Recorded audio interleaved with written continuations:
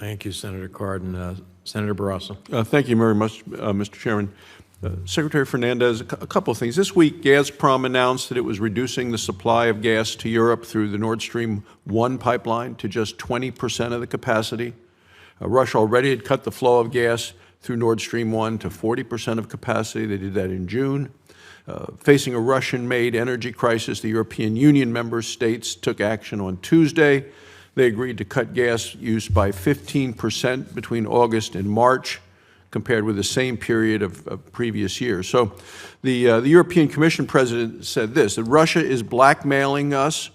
Russia is using energy as a weapon. Therefore, in any event, whether a partial major cutoff of Russian gas or a total cutoff of Russian gas, Europe needs to be ready. The New York Times had a story, July 26, facing Putin's energy blackmail. Is Russia engaged in blackmail and using energy as a weapon? Thank you for your question. The answer is yes. Okay. Russia is weaponizing oil. It is, and our job is to help our allies and partners to protect and reach energy independence, and that's something that we're doing every day. So the United States has the energy resources needed to help our allies reduce their dependence on Russian energy. Our nation should be a strategic energy supplier to Europe. American natural gas is reliable, affordable, abundant. It's an important energy solution for those who want to keep the lights on without empowering Russia. And President Biden said that we will sell American LNG to help our allies. Do you support increasing efforts, the State Department support efforts, to export U.S. LNG to help our allies and partners escape their dependence on Russia? Thank you for your question, Senator. I think an unstated, an unspoken success here is how our oil and gas producers have stepped up to the plate to help Europe deal with the energy crisis. Our oil production in this year and next year will exceed the records from 2019.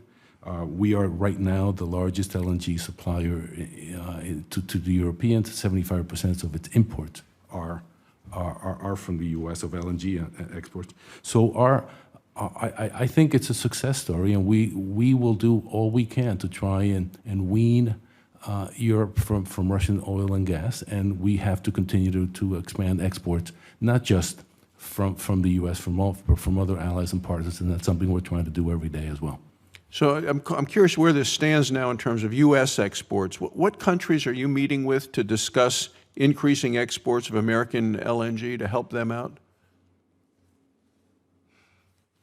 Well, I have met with a number of European countries that are looking to expand their imports of U.S. LNG. We're working as well on infrastructure in Europe to try and build the kinds of facilities that will accept LNG exports.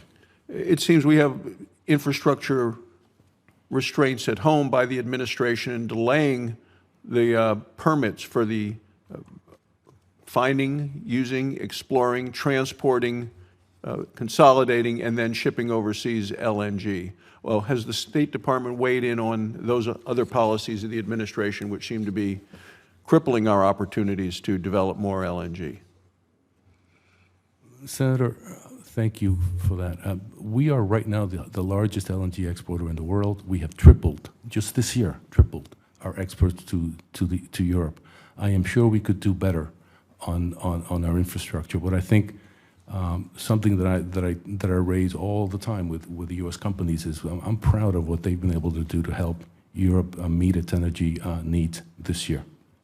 Let me move to nuclear power. I'm concerned that the Biden administration is failing as a partner in terms of important international energy projects. Uganda, for one, is looking to build a 2,000 megawatt nuclear power facility by 2023. It would be East Africa's first nuclear power plant. In May, Uganda acquired land for the construction. Yesterday, the Ugandan president met with the Russian foreign minister. Uganda asked Russia for help in developing the nuclear power plant. So given the extensive expertise that we have in the United States in nuclear energy, why isn't our nation partnering with Uganda on this project? And what would be the negative implications that could result from this sort of partnership between Uganda and Russia? Thank you, Senator. I will need to get back to you on the Uganda example. I'm not familiar with it. I will tell you this, though, and we've stated it often. We believe nuclear power is vital to achieving the climate goals and the energy transition. Just yesterday, I met with the Minister of Energy from Romania. They are looking for U.S.